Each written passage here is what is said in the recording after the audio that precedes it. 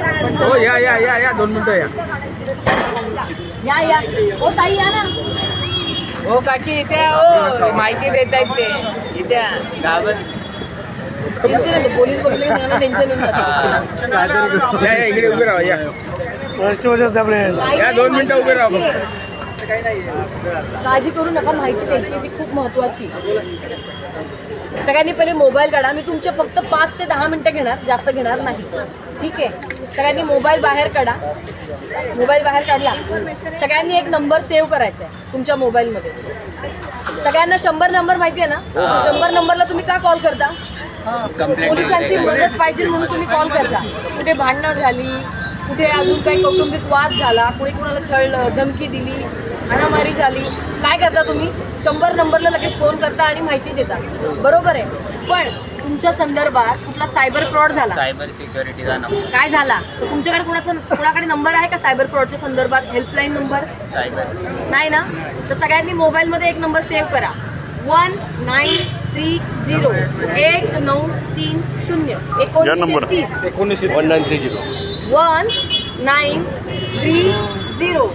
1930 हा नंबर सगळ्यांनी आपल्या मोबाईलमध्ये सेव्ह करा. तिथून तुम्ही घरी गेलात, तुमचे नातेवाईक असतील, मित्रमैत्रिणी असतील, आजूबाजूचे शेजारी कोणाच्याकडे असतील, सगळ्यांना सांगा की सगळ्यांनी एक नंबर मोबाईलमध्ये सेव्ह करायचा. 1930 1930 1930 हा जो मोबाईल नंबर आहे हा हेल्पलाईन नंबर आहे. तुमच्याकडे तुम्हाला कुठलाही अननोन फ्रॉड व्यक्तीचा, सगळ्यांना सगळं माहिती आहे. यूट्यूब सगळे बघतात, इंस्टाग्राम बघतात, रील्स बघतात, सगळ्यांना सगळी माहिती आहे की आपल्यासोबत स्कॅम कसा होतो, फ्रॉड कसा होतो, पैसे कसे ट्रान्सफर होतात, माहिती आहे का? हे सगळ्यांना सगळं माहिती आहे. तुम्ही रील्स बघता, तुम्हाला सगळं माहिती. मी सांगण्याची पण गरज नाही. तरी पण माझं काम आहे की तुम्हाला हे अवेअर करणं, जनजागृती करणं. तुम्ही काय करता? फक्त रील बघता, ती स्वाईप करता, वर करता, अरे हे नाही असं होतं, ते शेजाऱ्याबरोबर झालं होतं, ह्याच्यासोबत असं झालं होतं, त्याच्यासोबत झालं, माझ्यासोबत काही होणार नाही. पण तुमची ही वेळ येणार, तुमच्यासोबत सुद्धा स्कॅम घडणार आणि शनिवार रविवार तर हे खूप मोठ्या प्रमाणावर चालतं. तर हे होऊन न द्यायला, हे थांबवण्यासाठी आपण काय करू शकतो? तर आपली कोणतीही माहिती, OTP, Aadhaar card, bank details, PAN card, कुठलीही माहिती काहीही मागितलं तरी कोणाला शेअर करायचं नाही. कोणीही तुम्हाला म्हटलं की मी तुला चुकून पैसे पाठवलेत, मला ते पैसे परत पाठव, तर त्याला पैसे परत पाठवायला जायचं पण नाही. आणि चुकून आपल्या मोबाईलमध्ये आपला पिन टाकायचा नाही, पासवर्ड टाकायचा नाही. कारण तो पिन किंवा पासवर्ड टाकला, तुमची सगळी मोबाईलची माहिती, तुमचे अकाउंट डिटेल्स समोरच्या व्यक्तीकडे जाणार. तुमचे फोटोज असतील, व्हिडिओज असतील, ते मॉर्फ करणार. मॉर्फ म्हणजे काय करतात? ते चेहरा तुमचा ठेवणार, तुमच्या घरातले किंवा नातेवाईक यांचे ठेवणार आणि खालची संपूर्ण शरीर जे आहे, बॉडी आहे, ती पूर्ण नग्न करणार, म्हणजे न्यूड करणार. आणि मग तुम्हाला ब्लॅकमेलिंग सुरू करणार की असे तुमचे जे फोटो आहेत मी तुमच्या रिलेटिव्हला, तुमच्या कॉन्टॅक्टला, तुमच्या ऑफिसमधल्यांना, इकडच्यांना तिकडच्यांना पाठवणार, तू पैसे दे. मग तुम्ही काय करणार? भावनेच्या बहरात पैसे देणार, तुमची माहिती देणार. तर हे करायचं नाही, याला घाबरायचं नाही. आणि हे घाबरून कोणतीही चुकीची गोष्ट करायची नाही. चुकीची म्हणजे काय? लोक आत्महत्या करतात. तर या गोष्टी करू नका. आयुष्य खूप महत्त्वाचं, मूल्यवान आहे. आपली फॅमिली असते, आपण त्यांच्यासाठी, कुटुंबासाठी जगत असतो. तर या गोष्टीसाठी तात्काळ रिपोर्ट करायचा. 1930 ला कॉल करा किंवा cybercrime.gov government.in या वेबसाईटवर जाऊन तुम्ही स्वतः सुद्धा कंप्लेंट नोंदवू शकता. किंवा तुम्ही चक्षू नावाचं पोर्टल आहे, तुम्ही घरी गेल्यानंतर, तिथून गेल्यानंतर चक्षू नावाचं पोर्टल आहे, ते तुम्ही यूट्यूबला स्वतःहून बघा की ते कसं काम करतं. तुम्ही कोणता आलेला कॉल असेल, SMS असेल, व्हॉट्सॲपचा कॉल असेल, त्याच्या संदर्भात कसा तुम्हाला रिपोर्ट करायचा असेल, किंवा इंटरनॅशनल कॉलसुद्धा असतात, त्याच्या संदर्भात सुद्धा तुम्ही रिपोर्ट करू शकता. त्याच्यासाठी 1963 हा नंबर आहे आणि एक टोल फ्री नंबर आहे, त्याच्यावरती सुद्धा तुम्ही जाऊन कॉल करू शकता आणि सांगू शकता.